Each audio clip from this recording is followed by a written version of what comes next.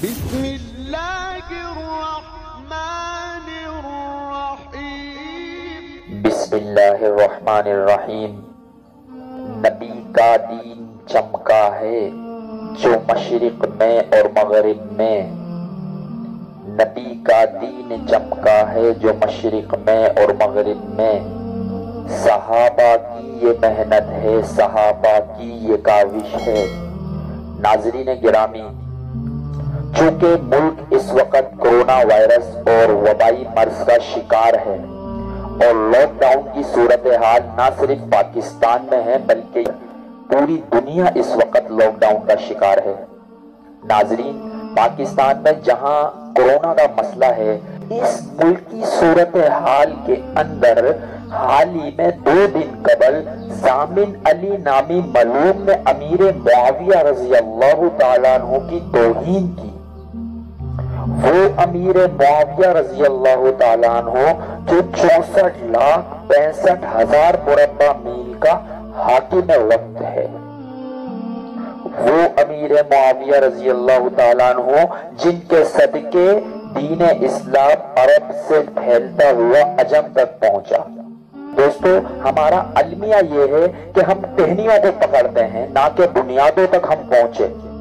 دوستو، اس وبائی امراض کے پیچھے، اس عذابات اور ان آزمائشوں کے پیچھے یقیناً مقدس شخصیات کی توہین ہے، جو کبھی نیدرلینڈ سے، کبھی ڈینمارک سے، کبھی کسی اور ملک سے اٹھتی ہے اور پوری دنیا کے اندر عبادت کے نام پہ جو تبرہ بازی صحابہ کرام جیسی مقدس جماعت پر کی جاتی ہے، یقیناً کہ کرونا وائرس کا عذاب اور آزمائش یہ اسی کا پیش خیمہ ہے۔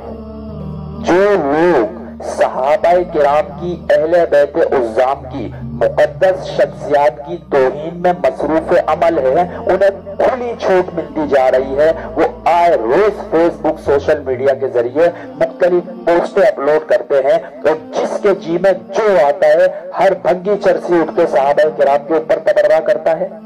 دوستو، اس مشکل ترین صورتحال میں بھی صحابہ کرام نے ہمیں اکیلا نہیں چھوڑا۔ ان کی زندگیاں ہمارے لیے مشعل راہ ہیں کہ اس وبائی مرض کے اندر بھی، اس مشکل ترین صورتحال میں بھی صحابہ کرام نے ہمیں وہ راہیں دکھلائی ہیں کہ ان راہوں پہ چلو گے تو آپ ان چیزوں سے نجات حاصل کر سکتے ہو۔ دوستو، اتنے محسن امت کے اور ان کے خلاف اس قسم کی تنقید یہ یقیناً حکمرانوں کے لیے سوالیہ نشان ہے۔ اس موقع پر میری گزارش ہوگی وزیر اعظم صاحب سے، چیف آف آرمی اسٹاف صاحب سے، ان سمیت تمام متعلقہ اداروں سے کہ ملک کے اندر جو لوگ انتشار پھیلا رہے ہیں، ایک سنگر گانا گانے والے کا امیر معاویہ رضی اللہ تعالیٰ عنہ کی شان میں گستاخی کرنا یقیناً کروڑوں مسلمانوں کے جذبات سے کھیلنے کے مترادف ہے۔ میری تمام اداروں سے، حکومتی ذمہ داران سے، اعلیٰ حکام سے گزارش ہوگی، درد مندانہ اپیل ہوگی، خدارہ اس مسئلے کو حساس لیجئے، اس کو سیریس لیجئے۔ صحابہ کرام زندہ باد، پاکستان زندہ باد۔